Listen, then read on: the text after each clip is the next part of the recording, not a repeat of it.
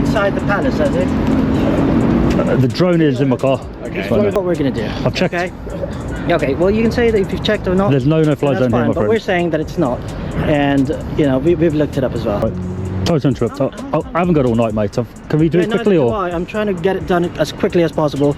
Welcome to Breakout, where misconduct is exposed, rights are defended, and accountability is never optional. This episode features DJ, an auditor who visits the historic Hampton Court Palace to legally film the site using his drone. He is completely transparent about what he's doing and even informs staff beforehand.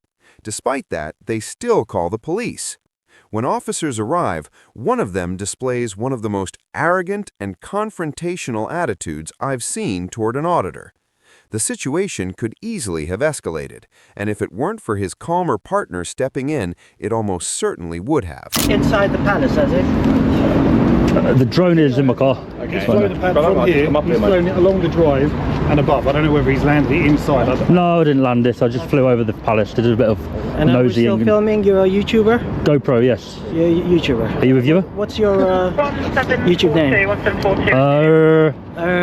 You're a copper, so I am, yeah. I could just going to give you information Is without this a reason. recording, is it? Not the video, no. No? It will. Does it need to be, or? No, it doesn't. So, well, what Basically, did it do with you then? I've flown over there. I've had a lot of hassle off the not these guys, but the other team. You've been told not to fly here? I've been told not allowed. Yeah. And I told them I'm allowed. No, you're not. So I did it. No, you're not. Over this because of the helicopters. From the moment the officers arrive at Hampton Court Palace, the tone is set. One officer immediately begins mocking the auditor, copying his words instead of speaking professionally. It's dismissive, childish, and confrontational. He has no interest in understanding what the auditor is doing. He then falsely claims the drone isn't allowed to fly over the palace, and his partner supports him by vaguely mentioning helicopters. But that reasoning doesn't hold up. Hampton Court Palace is not inside a restricted or no-fly zone unless a temporary restriction is issued, and there's no sign of one at the time. It's not a no-fly zone here. Yeah, yes it is. Yes. Can you show me? You gotta look it up. It is on there. Go ahead and look it up. I did all my due diligence before I got here. Palaces, royals, and if the staff says no, it's not about the staff saying no. It's about the law, my friend. Come on. It is. If they're saying. So there's no fly zones like airport there. But we're there, there's nothing. But it's, if you looked it up, Hampton Court Palace, no fly zone, all right? So this is what we're going to do. I've checked. Okay, well, you can say that if you've checked or not. There's no fly zone here, my but friend. we're saying that it's not. And, you know, we've looked it up as well. At this point, it's no longer about airspace. It's about ego. The officer has been shown accurate, up-to-date information that proves him wrong, yet he refuses to acknowledge it. That isn't about safety, it's about pride. Rather than admit he may be mistaken, he leans on authority and expects that to be enough. But when officers ignore clear public information, they don't just damage the conversation, they damage public trust. Airspace laws are enforced by the CAA, not by how confident an officer sounds. So I don't look, it's a busy Friday night, all right? Busy Friday night, we need to be out there. We're already stripped to a few units, okay? Right. If we can just get your name, we'll treat this as words of advice. Just please don't do it again. If the staff are here and all the other staff, you should be educating them, saying he's allowed to fly over. No. It's not allowed. Them after. We'll speak to We just them. have to deal with you first. But we are just dealing with you. I don't want this to go long. You've told me it's a no-fly zone. I don't want this to go on any longer. If we could just have your name. But this is going to keep happening. If people come here to fly drones and these guys, not you, but if the team come out and say, can't do it. We've already had the info done from our... Can you tell me what legislation so I can check? Because I want to learn here. No, we've told you that is your learning. You're not allowed to... That's not good enough, my friend. Yes, it is. Because we are police officers. You're an officer. We're telling you. Yeah. That's not good enough. All right. When the auditor calmly asks for the legal basis behind the officer's claims, he isn't arguing. He's doing exactly what any informed citizen should do. Instead of explaining the law or referencing any regulation, the officer simply shuts the conversation down and relies on his badge as justification. But that isn't how authority is meant to work. Police powers must be grounded in law. When questioned, officers should be able to explain the legal foundation of their actions. Expecting blind compliance is not policing. It's ego. I need to know the legislation. I need to know the legislation that I've broken here, so I don't do it again. See, it's completely up to you if you want to give us your details or not. Okay. It's not about details, mate. Your colleague here. Yeah. The reason I hang around for police to arrive, and I didn't hang around, I was getting some food, and I saw you and I thought I'd pop over, is so that I can see or know that the people who have restricted my legal activity today, the drone flying, get educated and say, look, he's allowed to fly. You may not like it, but he can do it, right? Hampton Court Palace have said that is supposedly a no-fly zone. So obviously we've come with like the information that we've been told. I've read through, and it says no-fly zones, obviously 5 kilometers from airports. This isn't an airport, but the grey area that we're trying to deal with is where they're saying it's a helicopter thing as well. So that's where we're a bit... Usually helicopter pads are not a no-fly zone, but they're on here to tell us to obviously watch out for aerial traffic. Yeah, of course, yeah. I haven't seen anything on... I'll show you what I look at. I haven't seen anything on the app at all. Okay. It does turn yellow in a minute. There we go. Yeah. All that side there is, you'll see, Bushy Park. Yeah. The auditor is completely correct. In the UK, drone pilots must check airspace through approved CAA-compliant tools, such as Drone Assist. Helicopter advisory markers are simply warnings, not legal bans. They exist to encourage extra caution, not to prohibit flying. Unless the site falls inside a restricted flight zone or a temporary NOTAM is issued, drones can legally operate if flown safely and within line of sight.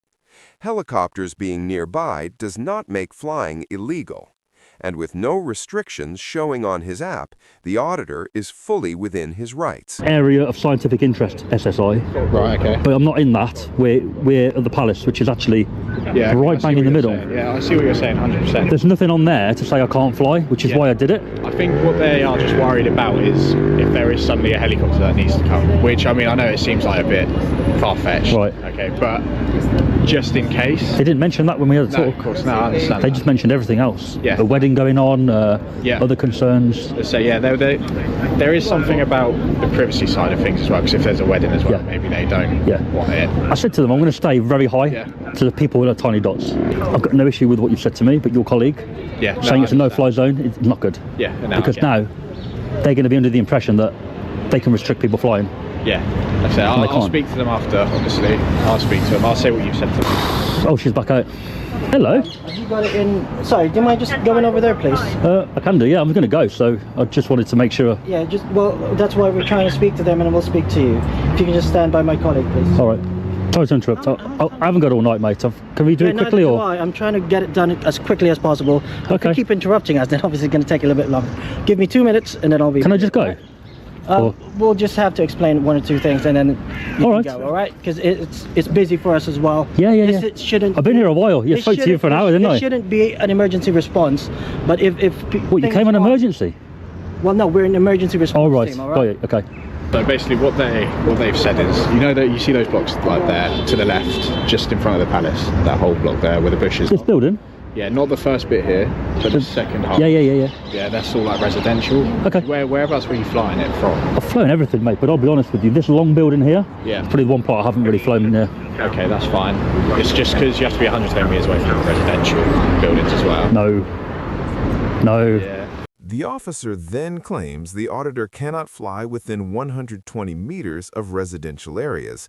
Not only is that wrong, he doesn't even get the outdated rule correct, which used to be 150 meters.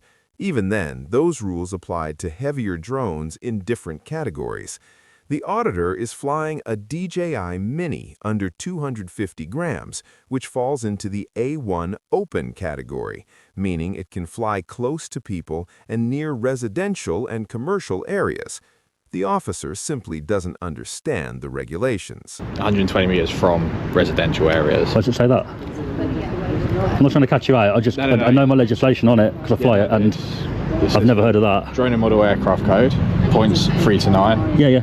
Fly below. And then there was fly below 120, which you said you were doing perfectly fine. No problem. And then there's a residential, commercial, 150 meters, sorry. Okay. If you can at least 150 meters away from. My drone is small, so my drone is that. Okay. So go by that.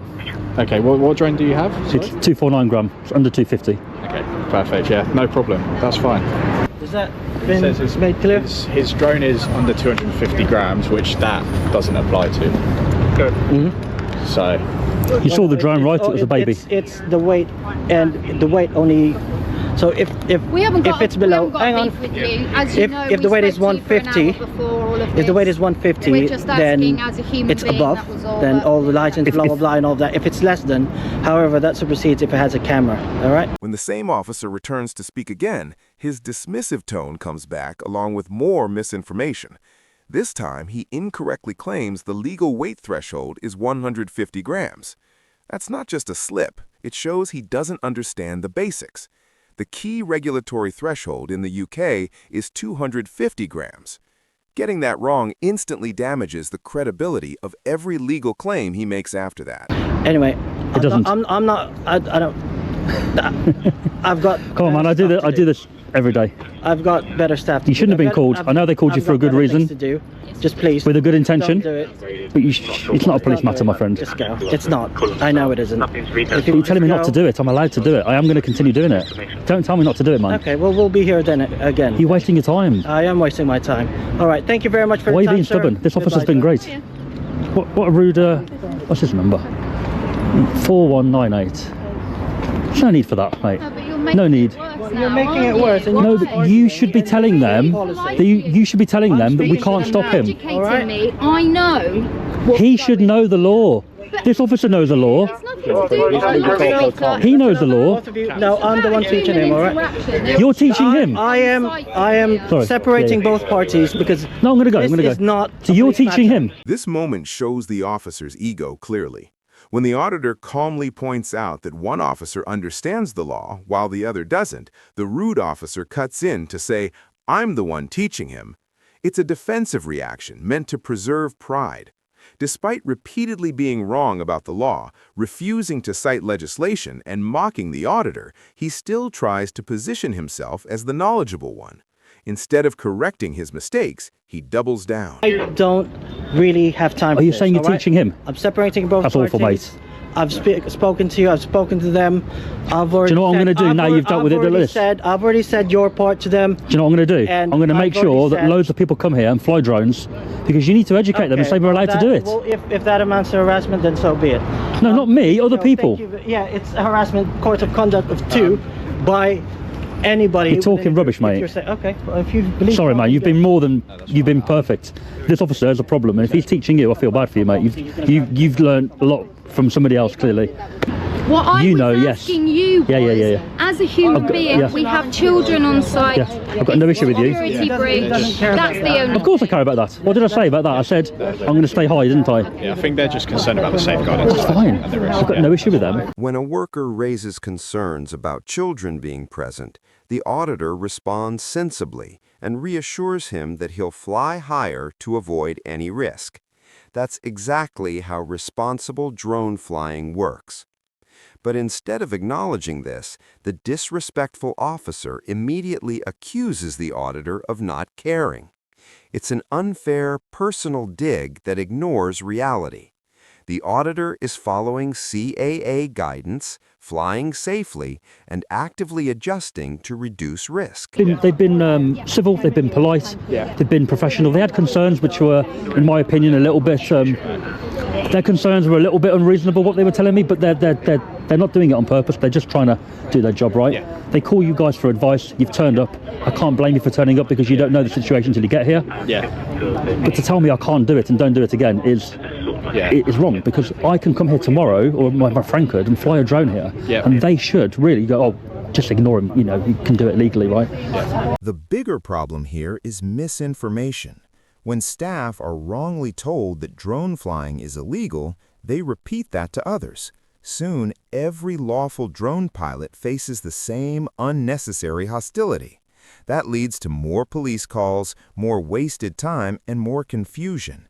When police statements go uncorrected, they slowly become truth, even when they never were.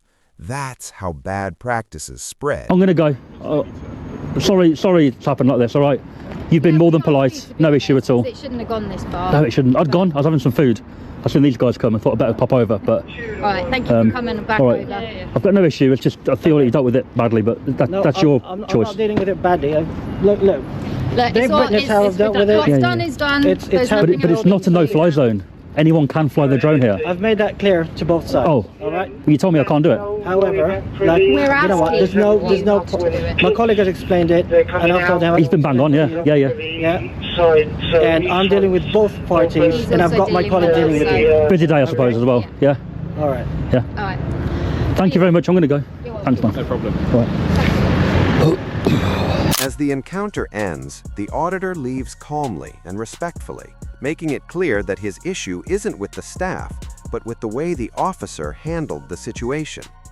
When he tells the officer that he behaved badly, the officer still refuses to accept responsibility, despite being proven wrong several times. From start to finish, this officer demonstrated how policing fails when pride replaces professionalism. Meanwhile, his colleague showed the opposite: respect, willingness to learn, and openness. The contrast could not be clearer. This episode highlights why it is so important for officers to remain informed and humble. When ego replaces law, trust disappears, and once trust is gone, everyone loses.